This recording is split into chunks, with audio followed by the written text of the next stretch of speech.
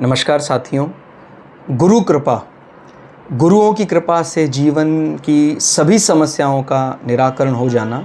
और जब मैं गुरु बोलता हूँ तो इसका अर्थ होगा वो गुरु जो आपको सद्मार्ग डांट कर भी, पुचकार कर भी दिखा रहा है और वो आपसे पर्सनली बातचीत करता है, हर समस्या का समाधान करने के लिए आपको राय देता है। तो ऐसा गुरु कब व्यक्ति को मिलता है? तो ये तो आप जानते ही हैं कि हर प्रकार से बृहस्पति का महत्व सभी जगह, मतलब उसमें कोई कुछ ग्रहों के अलग अलग पुस्तकों में अंतर हो सकता है, लेकिन बृहस्पति को लेकर सभी एक मत हैं कि यदि बृहस्पति केंद्र में हो, लक्ष्मी त्रिकोणों में हो, तो अगर हमारे चार्ट में कई बड़े दोष भी हैं तो भी वो कट जाते हैं। इसका अर्थ क्या है कि अगर कभी कुछ ऐसा मति हमारी पलट जाती है, मति भ्रष्ट हो जाती है, तो हमें किसी सही समय पर कोई हमें बचा लेता है, हमारा गुरु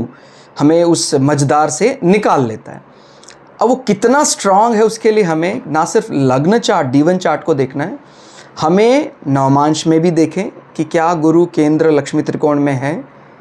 D10 चार्ट में भी यदि करियर से संबंधित चीज़ है तो वहाँ भी देखें। तो यदि हमारे मुख्य वर्ग कुंडलियों में बृहस्पति, और खास करके यदि वो फंक्शनल बेनिफिक भी हैं, माने सूर्य, चंद्रमा, बृहस्पति मंगल के लग्न हैं, तो आप समझ सकते हैं बृहस्पति एक प्रकार से तात्कालिक रूप से भी उनको बहुत शुभ कार्य करने के लिए रखा गया है। तो फिर तो कहना ही क्या।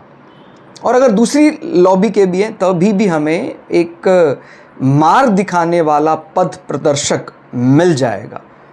वो तय होगा बृहस्पति के शुभ स्थान में बैठने से। और बृहस्पति यदि नीच के हैं भी तो मैं पूरी तरह से उसकी विवेचना करना आवश्यक है।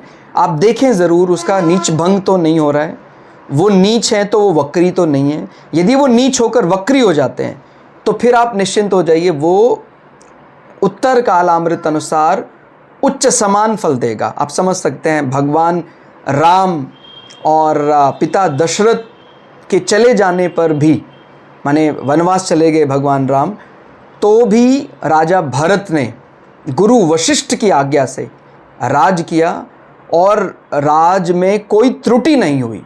तो राजा वशिष्ठ यानी हमारे ऊपर बृहस्पति का संरक्षण, ऐसा ही समझना चाहिए। तो एक अच्छी मति, एक अच्छा ज्ञान बृहस्पति दे सकता है। अगर सूर्य कभी कम भी हो जाए, चंद्रमा में दोष भी हो, तो भी बृहस्पति बचा लेगा, ऐसा समझना चाहिए।